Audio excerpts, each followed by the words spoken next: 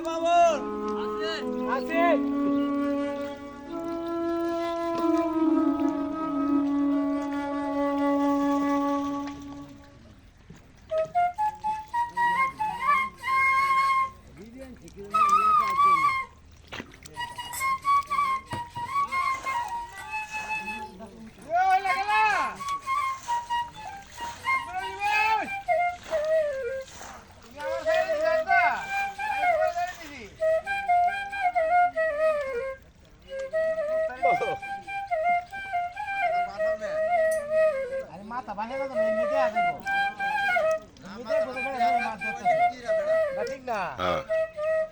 এমনিতে বলে বলে মাছ ধরতেছে।